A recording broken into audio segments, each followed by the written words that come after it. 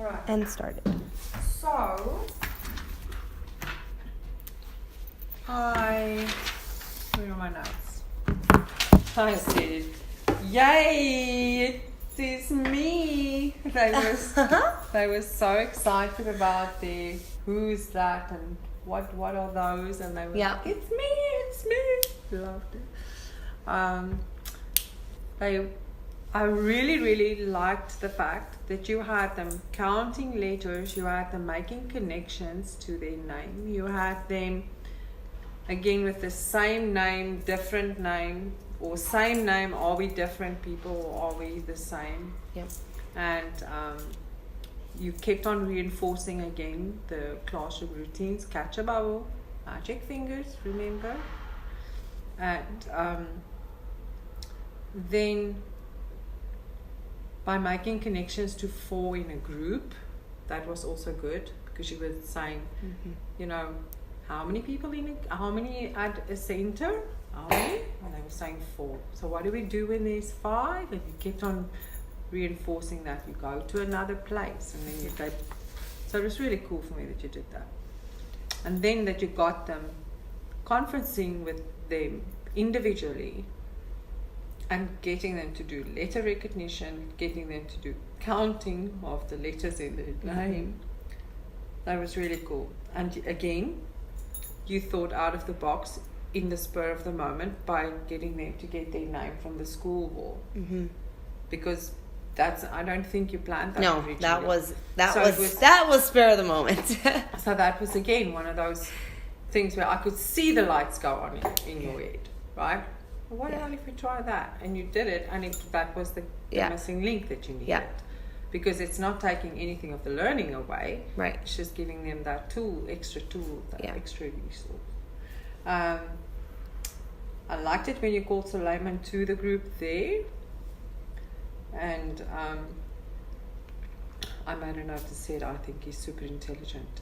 Just in the way that he was reacting there with you and interacting and whatever. So I really think that he might be a child that you could do. I even said I think he's gifted, maybe. Yeah. So to figure out, for me, he's one of those kids that you will see unless sorted now, he's gonna, and unless the communication is going over and over from the year to the next year to the next year. If it's not going to go with him, if you can figure out what makes him tick, and that can go to the next year's teacher and again to the next year's teacher with that continuity, he will be fine. But he's the kind of student that if that message does not go on, that's going to be labeled as disruptive, as a trouble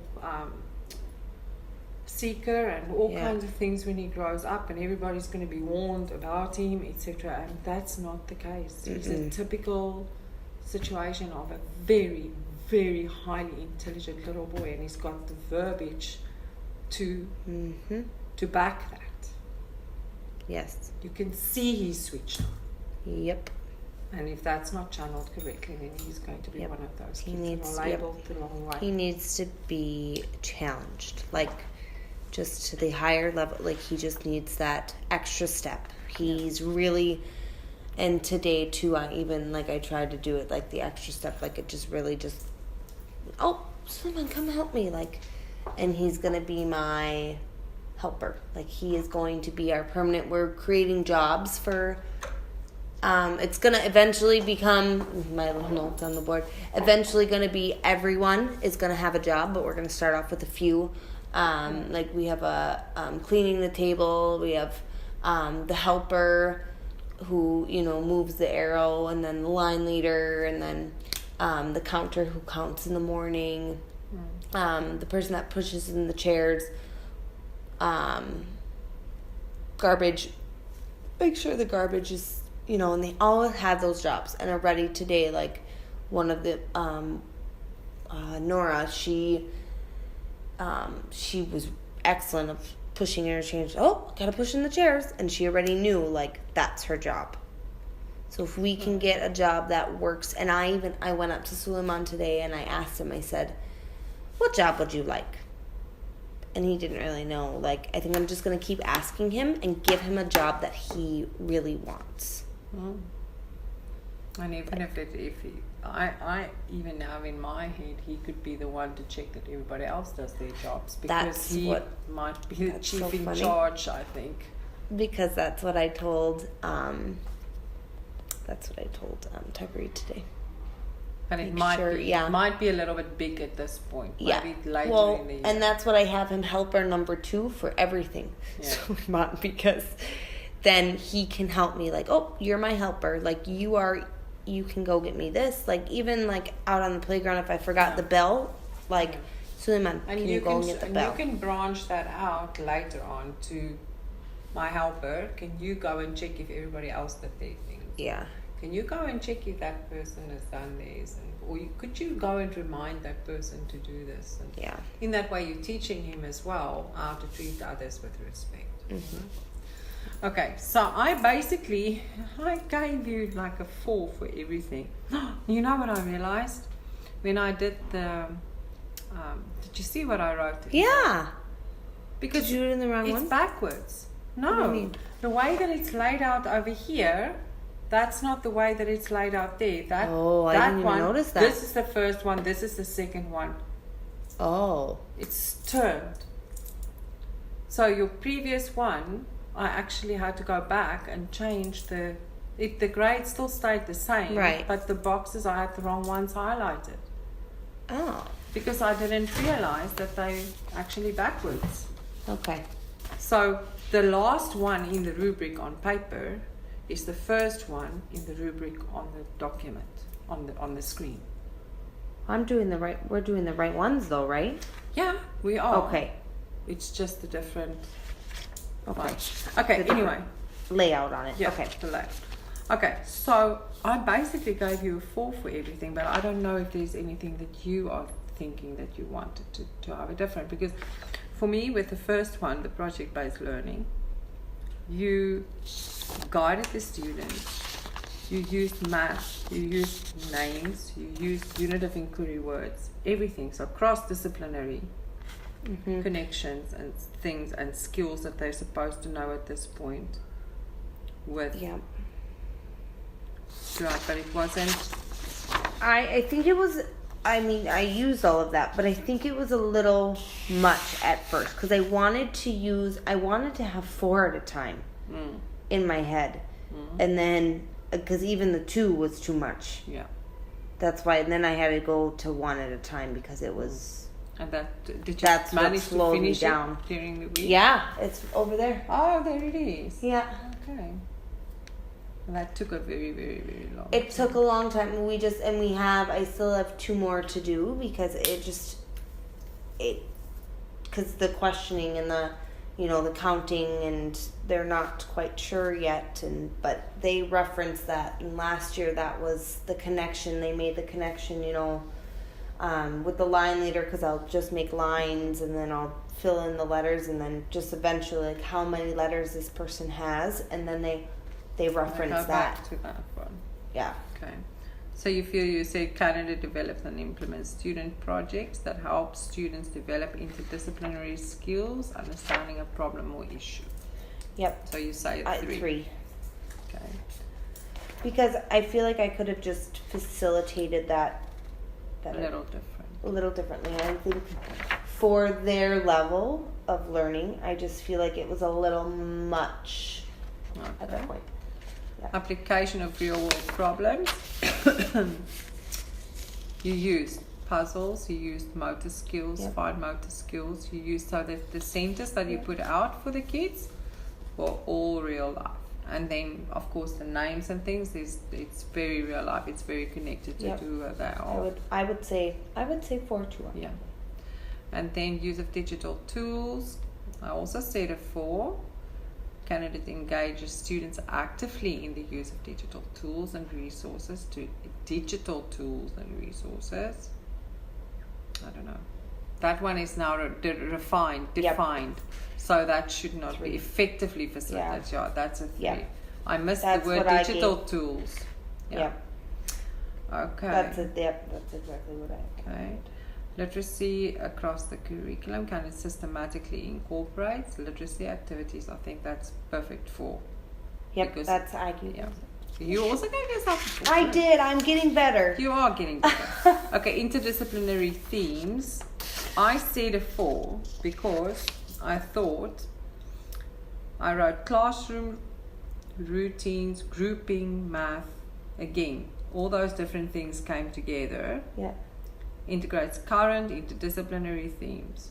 It feels to me as if you were meaningful learning experience. Putting into meaningful learning experiences. I really think that's a 4.